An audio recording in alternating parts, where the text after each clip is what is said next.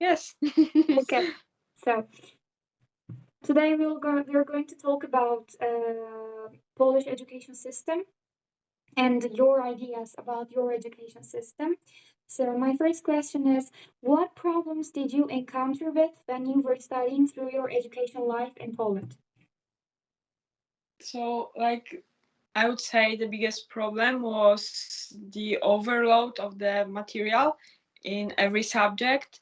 We had so many classes and like so many homework, and like it was almost impossible to do well at all of the subjects. We had to study really hard to get good grades because of the pressure that was on us, and teachers were very like demanding. Like there was almost no excuse for our like bad grades, like our like poor performance in general. Like we had to try really hard to meet the expectations of like this system in general.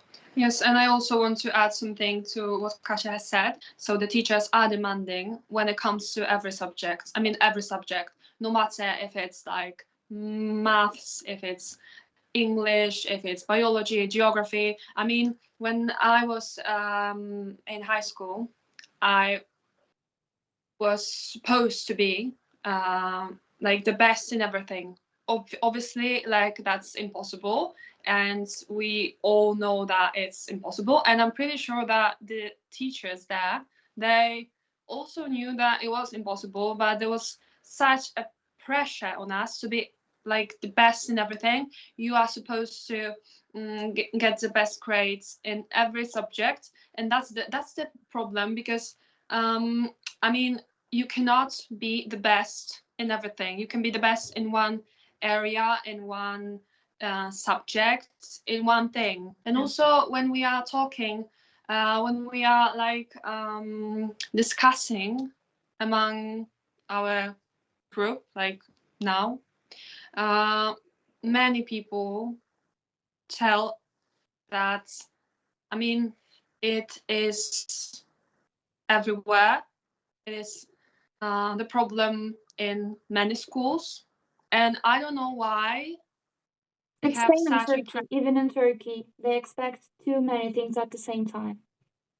yes, like the material that we have to learn is so extended in every subject, and then also the teacher expects you to be like uh, pro in every subject. I mean, that's ridiculous. And we also like this illusion after like we've been to primary school, and they told us like when you go to high school you will choose your area of study and you will study only the subject you want, and that was a lie. Yes.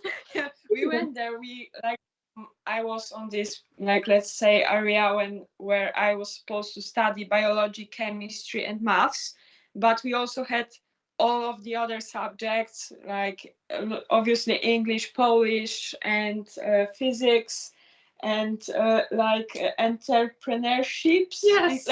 Like everything, and every teacher expect us to like treat their subject as the most important one. Like yeah, that's like I know that you are studying biology, but be good at physics because something. Like they would always find like a connection that you have to know this because maybe in the future it will help you to understand biology more or something. And they would always tell us those stupid things, and they expected us to have good grades. Like, Yes. all the time. Yeah. But also when it comes to like the different problems, I also think the lack of focus on practical skills. I mean, when I think about it now, we do not like ever in primary school and in middle school, like in high school ever, we didn't focus on the things that would really be practical, useful, and needed in the future. Because, for instance, we were writing the same opinion essay every single month. I mean, the topic obviously was different, but the structure was the same. And then we realized that we do not even know how to write an email to a professor, to a teacher. I mean, why don't you teach us things that we can like use in the future?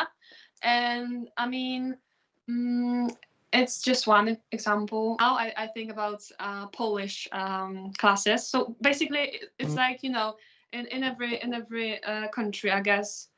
For instance, in Germany, they have German, even though like they are natives, and we also have Polish. And we were supposed to know, I mean, dates of every important authors. I mean, dates, date of birth, date of death, and I mean, when Adam Mickiewicz, when did Adam Mickiewicz marry his wife? I mean, Adam Mickiewicz is one of our, authors, like the most famous, the most famous. Most important. Yeah, but I mean, it's ridiculous because those things will never be used in like the future. We don't remember those things. Yes, we don't remember them and things, but in high school, I mean, it's sick. Yeah. I mean, it's really, it's not really beneficial to focus on useless information. I mean, instead of this, I really believe that teachers should be like they should be focused on teaching some really useful skills and information as well. Yes, I agree. It happens a lot in Turkey. It happens everywhere, probably all around the world, because we have also Turkish lessons. They teach us the publishing years of every literature book or something. Like, why do I need to know it? Instead of other important stuff, why do I need to know when this author published this dot book in this stupid year? Why? Why? Yeah. So it's a common problem probably in all of the countries. So my second question is, what do you think about effectiveness of your education system? I think the things you mentioned is also kind of about this because, as far as I understand, you're saying that your education system was not effective in terms of practical information, but more it was more loaded with knowledge, unuseful knowledge. Mm-hmm. Yes, but we also have other things. Like something that very common and like a subject of discussion is the shortage of staff in general. Like we lack teachers in schools, and also like it's kind of a paradox because we lack teachers, but more and more schools are being closed because there is not enough students. So like the whole system is like so faulty, and like one teacher, for example, like my English teacher thought also like we had chess classes and we had PE classes with him, and also this technical, like something like connected with architecture. Like I don't know what's the name of the classes, but like he taught us 4 subjects because there was no other teacher to do this. Yeah, and it's very common in schools, like in villages, to like when teachers teach so many subjects. Yeah, I had the same situation in my village. I mean, the English teacher, she also taught computer studies. But it was not something she really knew. So I mean, the name of the subject was one thing, but the real things we did on this subject, it was another thing. And that's why I had this like, you know, lag, and I was like thinking about the subject, because it was so weird. I mean, she was an English teacher and we were doing some things on the computer, and I mean, she wasn't even paying attention because she knew nothing about computers, but she was the one who like was supposed to, but you know, there were no teachers. Yes, and it still happens. And like the funny thing is that they like all of the people that are in the government know that it's because the teachers are poorly paid, and their earnings in Poland generally are very low. So like instead of rising this like these payments, they just close more and more schools, and their classes are like bigger. Like my brother has 35 people in his class.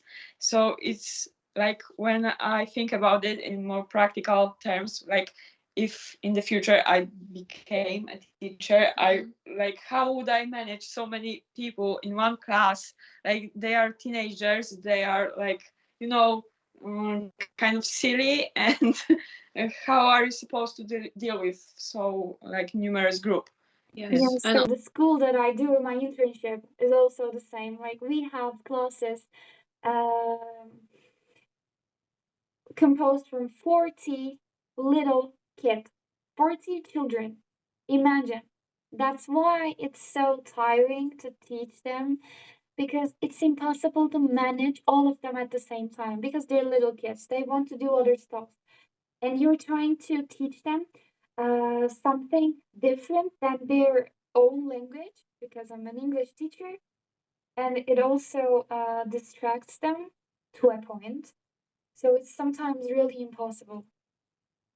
Yeah. Not only does it have harmful effects on the teacher, but also for the students. Yes, because if they have like 40 people, and I can imagine that someone might be intimidated to ask a question because there's such a big group, and I'm afraid to like raise my hand. I can imagine that, because like if someone laughs at me, and I mean, And like in this huge group, there will always be someone who like has a problem to you. And the atmosphere in a Like group of 40 people. Like imagine the drama here. Yes, I mean, even when I think about children in primary school, it's so bad because they cannot feel this comfy atmosphere. They cannot, because I mean, in such a big group. So yeah, it's definitely the problem. And also when Kasia was talking about the government, that the payments of the teachers are low, and the government, you know, the actions of the government are not how they are supposed to be. yes, how they were supposed to be. There's also another thing, because the schools, I mean, universities also, but the schools are really poorly supported when it comes to money, and many times the buildings are like very old, and there are no like teaching materials in those schools. I mean, the schools do not have money. We were having classes and the projector like broke down and it wouldn't work, and he told us that if it was a chair that broke down, he would get the money to buy a chair, because chair is needed for educational purposes. We have to sit somewhere. But if it's a projector, like it's not necessary, you can like do the lesson without it. So like just like find another way to do lectures and something. So yeah. Yeah, so like no money for the equipment. Yeah. I mean, not for the teachers, for the people, the salaries, but even for the equipment. Oh, I'm surprised. Yeah. I don't know why, but I expected more from Polish government. I don't know why. It's just me. Expect nothing. Okay, so my third question is, uh, well, you actually answered this one too. Can you describe a regular classroom environment and approach of the teacher to students, to others? So we can briefly describe it because it was mentioned before. A regular classroom environment, overcrowded and poorly equipped. Yeah. What else? Maybe approaches of the teacher. Like teachers put themselves in the center of the whole teaching process. Like they don't give enough time for students to do some activities, to come up with their own ideas. They just only I partially understand this because they are supposed to fulfill their curriculum, so they have to do this because otherwise headmaster would be mad at them. So he would even fire them. Yeah, so you have to fulfill all of those formal requirements, and therefore teachers are sometimes their lessons look like lectures at the university. Imagine a biology teacher who stands there with a course book and reads everything because she or he doesn't have time to explain it better so that we would understand. But yeah, it happens very often because there's no time. It is sad, but even when the students are creative, their creativity is being killed by the system. Yeah, that's it. I mean, I just came up with it, but it's really true. Yeah, that will be the motto of this meeting, probably. I will highlight it. Okay. So my fourth question. Could you compare Polish education system with other countries as far as your knowledge allows?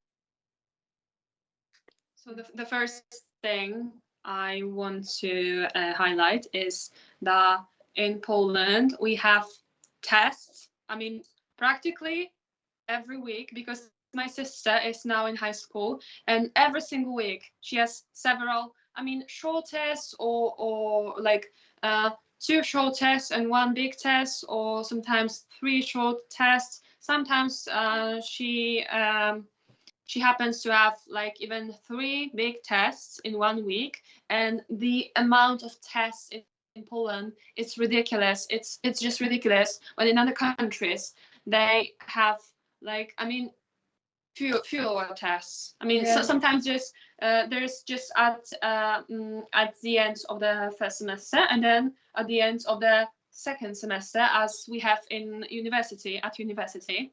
Sorry, but when it comes to primary school and high school, it's just sick.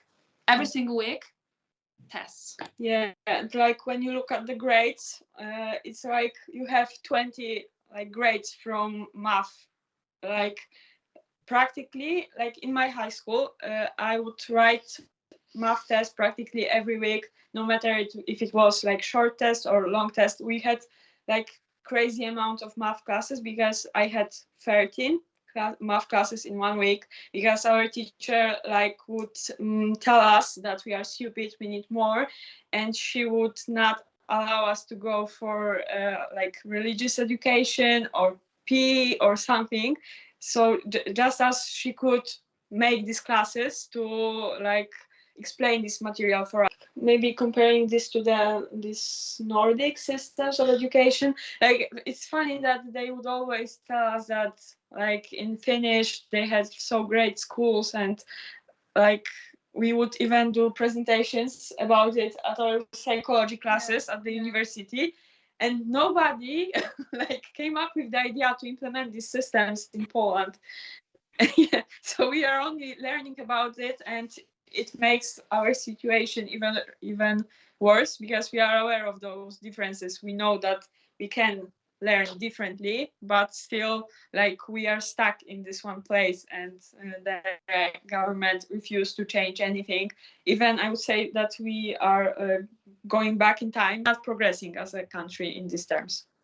Yeah. So my last question is, how ready are you for your teaching career based on the education you have received?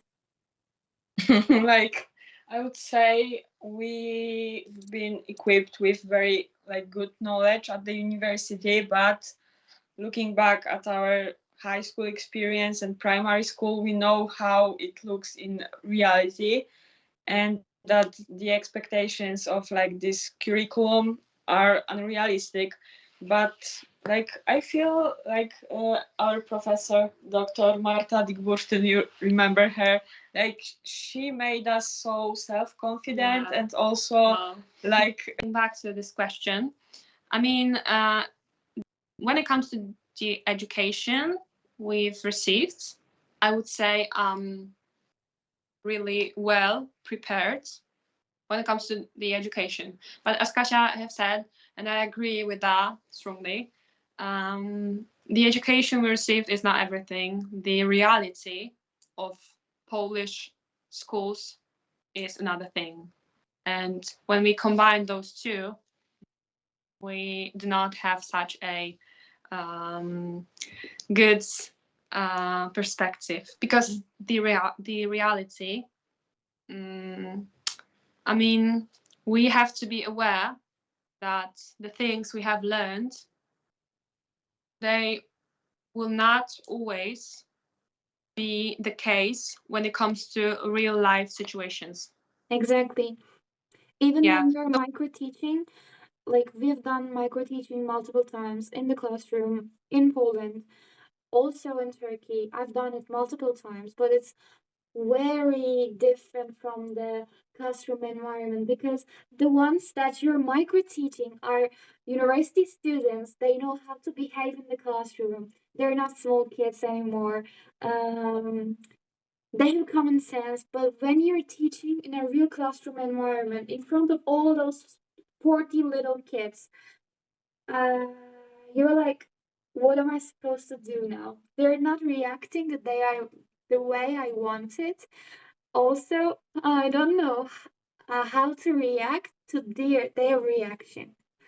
Like when I was doing my first teaching in the internship, I wanted to cry, like in the middle of the classroom. I wanted to sit to the floor and cry because they were not listening to me. They were not responding to my questions. They were not caring about what am I doing or what am I trying to do on the board. What am I trying to sing to them? I wanted to sit and cry. It was very different from the experience in my class. Things we learn at university are unfortunately just theoretical. We talk about many learning strategies, many teaching approaches, everything you can imagine, everything you can think of, but it's very different in real life. It's completely different. Yeah. Exactly. yeah, we will not be like fully prepared, because we have to experience this, and there is not the other way to learn everything.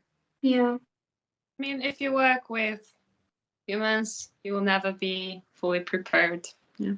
Because we cannot predict everything, and I guess that's the perfect sum up to to this answer, because yeah, that's it, I guess.